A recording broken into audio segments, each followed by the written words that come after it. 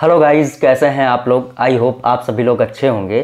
तो मेरी आज की ये वीडियो जो है वो पावर आईसी के बूट सीक्वेंस के बारे में है। इसमें मैं आपको पूरी डीप नॉलेज दूंगा कि हमारी पावर आईसी कैसे काम करती है। वीडियो के एंड में मैं आपको बताऊंगा कि अगर आपके पास कोई डेड फ़ोन आता है तो आपको कैसे पता चलेगा कि उसमें कौन सी आईसी ख़राब है। तो वीडियो को कंटिन्यू वॉच कीजिएगा। पसंद आए तो इसको लाइक कर दीजिएगा। ऐसे ही नॉलेज फुल वीडियो पाने के लिए हमारे चैनल को सब्सक्राइब करना बिल्कुल मत भूलिएगा। तो आइए इस वीडियो को अभी शुरू करते हैं।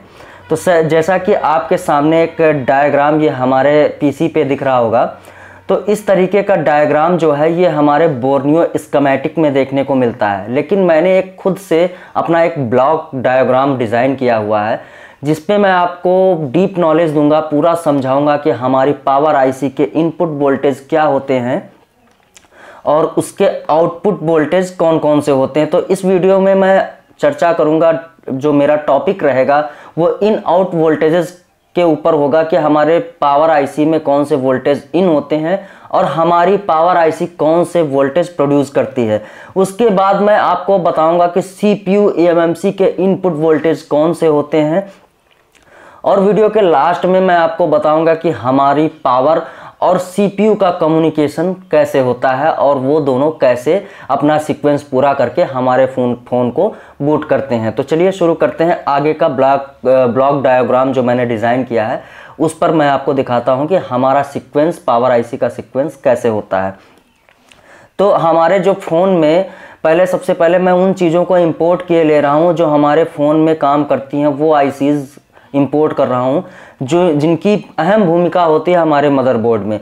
तो हमारे मदरबोर्ड में 4 आईसी होती हैं। एक डीसी टू डीसी आईसी होती है। इसका क्या काम होता है, ये क्या करती है, इस पर मैंने एक सेपरेट वीडियो बनाई है। आई बटन पर लिंक है, उसको चेकआउट ज़रूर कर लीजिएगा क्योंकि मोबाइल फ़ोन का पहला स्टेप ही वहीं से शुरू होता है। उसके बाद यहाँ पर हमने ले लिया है मीडियाटेक 6357 CRV, सबसे ज़्यादा पॉपुलर आईसी है। अगर आपने इसको समझ लिया, इसका सीक्वेंस समझ लिया, तो 80% फ़ोन जो आपके पास बनने आते हैं इसी आईसी से बने हुए होते हैं और आप उन फ़ोन को ईजिली रिपेयर कर पाओगे।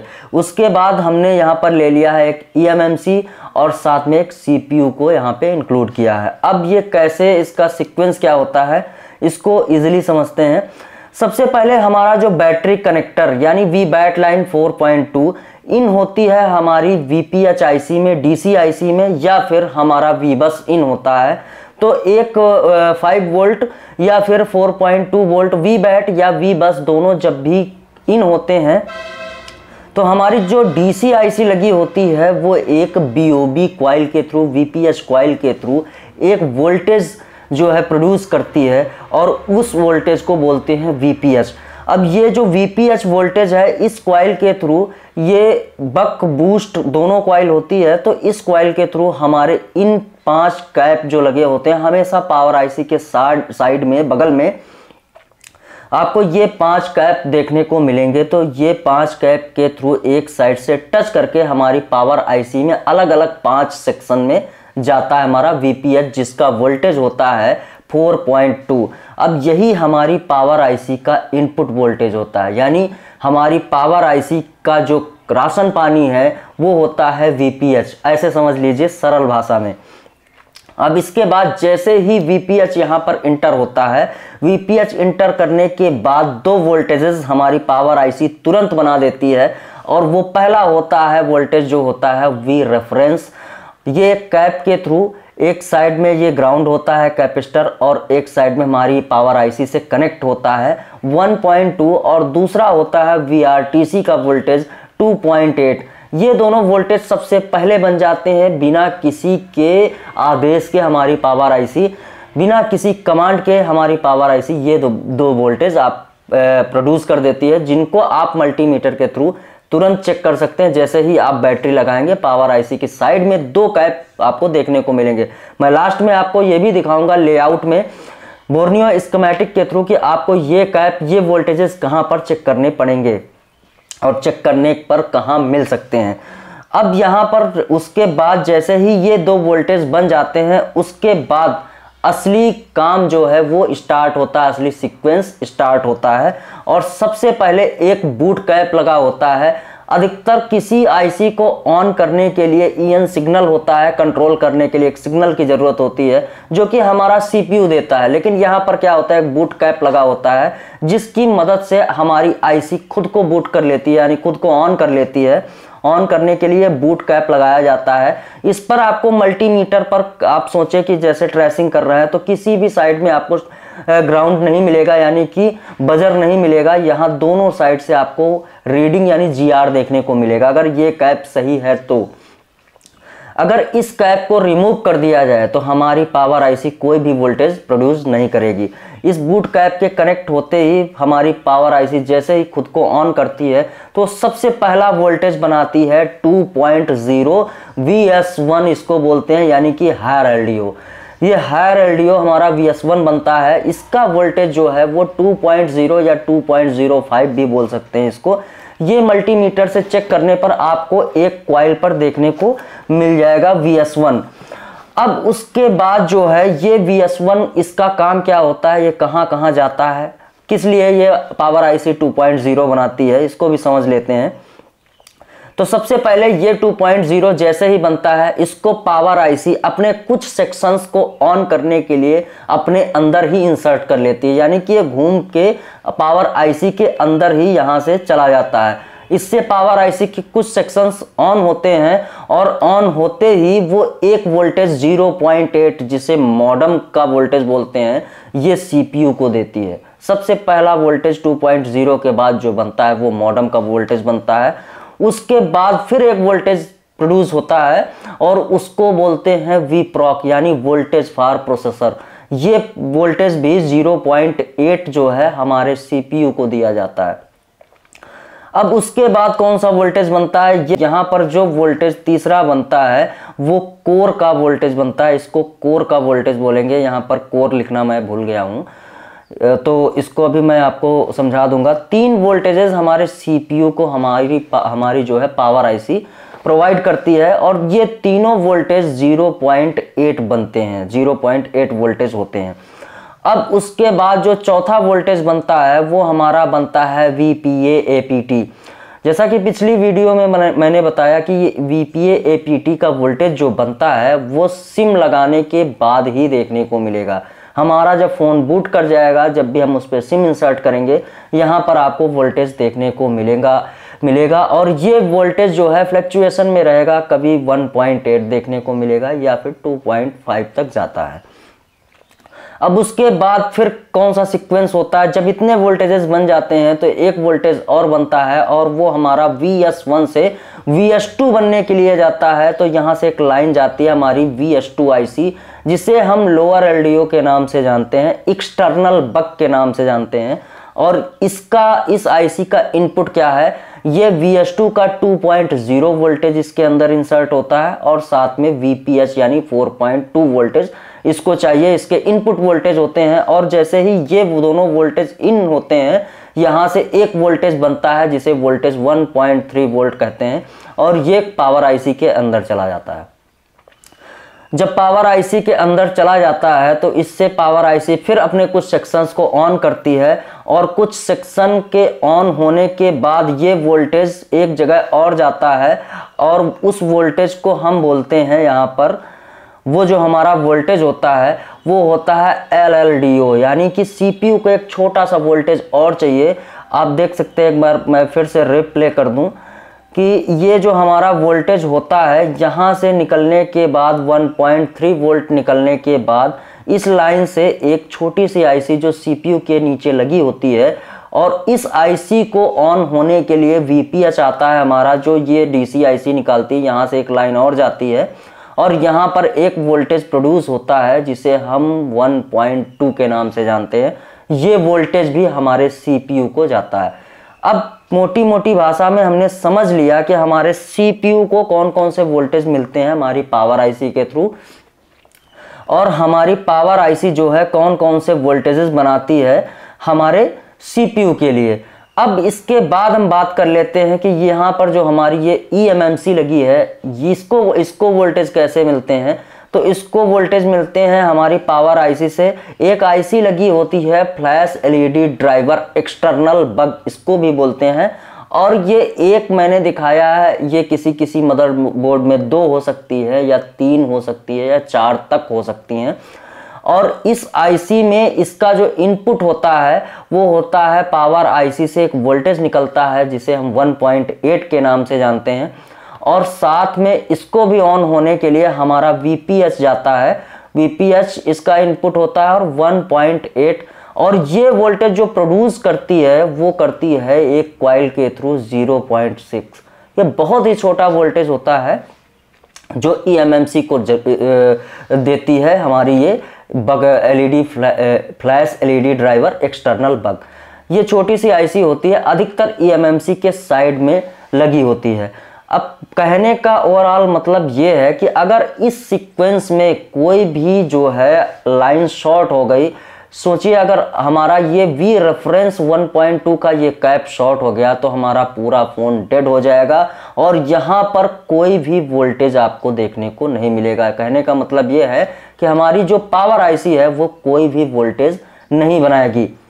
यहाँ पर मैं एक चीज़ बताना भूल गया आपको कि जैसे ही हमारी पावर आईसी वोल्टेज बनाती है, ये पूरा वोल्टेज बक वोल्टेज पूरा फ्लक्चुएशन में होता है, यानी कम ज़्यादा होता रहता है। तो जब ये कम ज़्यादा होता रहता है तो इसको स्टेबल करने के लिए एक सीक्वेंस और होता है। हमारी पावर आईसी वोल्टेज प्रोड्यूस करती है 1.8 जिसे रीसेट बी के नाम से बोला जाता है, और ये जाता है हमारे सीपीयू को। अब ये सीपीयू को क्यों दिया जाता है? इसलिए दिया जाता है कि ये बताती है कि हाँ मैंने पूरा सर्किट जो है कंप्लीट कर लिया है, वो पूरा स्टैंड बाई पे है, रेडी है। अब आप आदेश दीजिए तो मैं इसको प्रोड्यूस करूं, इसको स्टेबल करूं। तो सीपीयू एक 1.8 की कमांड भेजता है पावर आईसी को, अपने कम्युनिकेशन के थ्रू बताता है। उसका आईसी का कम्युनिकेशन करने का तरीका यही होता है कि वो एक वोल्टेज इसको देगी और सीपीयू हमारा जो है एक वोल्टेज पावर आईसी को देगा। तो पावर आईसी को 1.8 देता है, तो हमारी पावर आईसी को पता चल जाता है कि हमारे सीपीयू का आदेश है अब सारे वोल्टेजेस को स्टेबल कर दिया जाए। तो ये रीसेट भी जाता है और वॉचडॉग वहां से वापस आता है। अब इसको आइए सरल भाषा में हम बोर्नियो स्कीमेटिक में भी समझ लेते हैं कि हमारा जो ये है पावर आईसी और ये कंपोनेंट वहाँ पर कैसे देखने को मिलेंगे, किस तरीके से देखने को मिलेंगे। तो यहाँ पर हम सबसे पहले आपको बता दें कि ये हमने बोर्नियो स्कीमेटिक ओपन कर लिया है। यहाँ पर हमने लेआउट भी ओपन कर लिया है और ये हमारा मदरबोर्ड जो है स्कीमेटिक में देखने को मिल रहा है। स्कीमेटिक की नॉलेज नहीं है तो आप कमेंट कीजिए, मैं आपको बिल्कुल सिखा दूंगा कि आप बोर्नियो स्कीमेटिक में कैसे किसी चीज़ को ट्रैक कर सकते हैं, बिट मैप कैसे चला सकते हैं, स्कीमेटिक के थ्रू कौन सा फ़ोन कैसे बना सकते हैं, किसी कंपोनेंट को कैसे सर्च कर सकते हैं। आप कमेंट कीजिए, जितने ज़्यादा कमेंट आएंगे मैं उसी बेस पर वीडियो बनाऊँगा। तो यहाँ पर हम एक पावर आईसी है, ये जूम किए ले रहा हूँ। यहाँ पर एक पावर आईसी का नंबर है U201, ये हमारी MT6357 CRV MTK की पावर आईसी, इसका नंबर U201 है। तो यहाँ हम लेआउट से इसको स्कीमेटिक में U201 लिख के जो है जैसे ही इस पर टाइप करेंगे और इस आइकन पर क्लिक करेंगे, हमारे सामने हमारी पावर आईसी दिख जाएगी। अब यहाँ पर जो है मैंने अभी दिखाया था आपको कि मैं थोड़ा सा दिखा दूँ। यहाँ पर आप देख लीजिए, इस पर वी सिस्टम यानी कि वी सिस्टम इन होता है। और वो वी सिस्टम कहाँ से इन होता है, हमारा जो है बताया आपको 5 कैप लगे होते हैं, ये 1 2 3 और 4, एक ये 5 कैप यहाँ पर लगे होते हैं। एक कैप ये अलग से लगा हुआ होता है, VS1 की लाइन का है वो। यहाँ जहाँ से VPH इंटर होता है वहाँ से हमारे ये कैप लगे होते हैं। अब ये जो 5 कैप लगे होते हैं, इसमें ग्राउंड की लाइन भी अलग डाली जाती है। काफ़ी लोगों का कन्फ्यूजन होता है कि ग्राउंड का उसकी कोई वैल्यू नहीं है।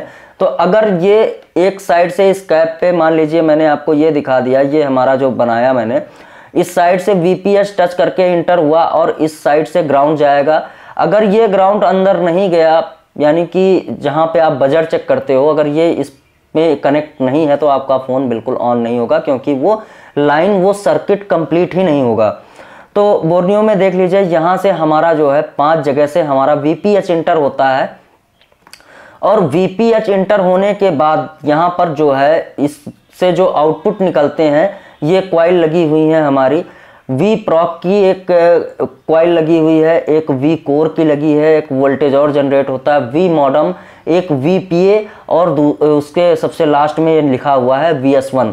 तो यहाँ पर थोड़ा सा ये सीक्वेंस इस तरीके से लिखा हुआ है, लेकिन मैंने जो बताया है वो सीक्वेंस उसी तरीके से बनता है। सबसे पहले VS1 बनता है, फिर आपका मॉडम बनता है, फिर वी प्रॉक बनता है, फिर वी कोर बनता है। कुछ इस तरीके से हमारा सीक्वेंस बनता है। और हमारा जो वीपीए बनता है, वीपीए ये 4G आईसी को वोल्टेज देता है, तो ये सबसे लास्ट में जब सिम डालते हैं फ़ोन ऑन हो जाता है तभी ये बनता है। अब यहाँ पर हम VS1 देख लेते हैं, VS1 की लाइन कहाँ जाती है। तो VS1 को देखने के लिए हमें एक चीज़ का जो है एक चीज़ को ट्रैक करना होगा। यहाँ पर हमारी एक हम इसका जो है एक हार्डवेयर खोल ले रहे हैं। तो गाइज़ ये हमारे सामने हमारा मदरबोर्ड ओपन हो चुका है और यहाँ पर आप देख सकते हैं एक आईसी लगी हुई है इस तरीके की। तो ये हमारी एक्सटर्नल बग आईसी है, ये Z03, जूम करके देख लीजिए, Z03, यानी कि ये एक्सटर्नल बग लगी हुई है। ये हमारा VS2 बनाती है। तो हम इसको ट्रैक करेंगे कि ये आईसी हमारी लेआउट में कहाँ पर मिलेगी। ये इसका नंबर लिखा हुआ है U1402। तो इसको हम सर्च कर लेंगे U1402। अब जो हमने बताया वो चेक करते हैं कि ये हमारा बोर्नियो वही बता रहा है कि नहीं बता रहा, सही है या गलत है। तो यहाँ पर आप देख सकते हैं ये हमारा लिखा हुआ है एक्सटर्नल बग फॉर VS2। यहाँ पर एक चीज़ मिस्टेक देखने को मिल जाएगी, बग BUCK होना चाहिए, यहाँ बल्क लिख दिया है।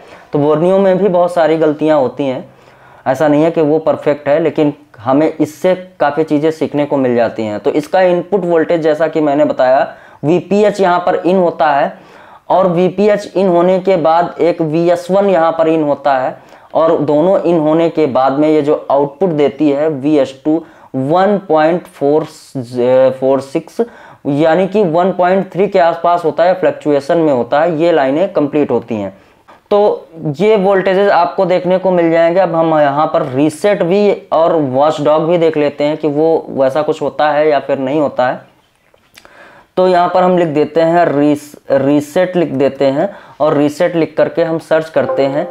यहाँ पर आप देख लीजिए एक वोल्टेज हमारी पावर आईसी जो है रीसेट बी भेजती है CPU को, और वॉच डॉग यहाँ पर इन होता है। अगर ये वोल्टेज आपका इन आउट नहीं होगा तो आपकी पावर आईसी कभी भी, उसका वोल्टेज कभी भी स्टेबल नहीं होगा और आपका फ़ोन कभी भी ऑन नहीं होगा।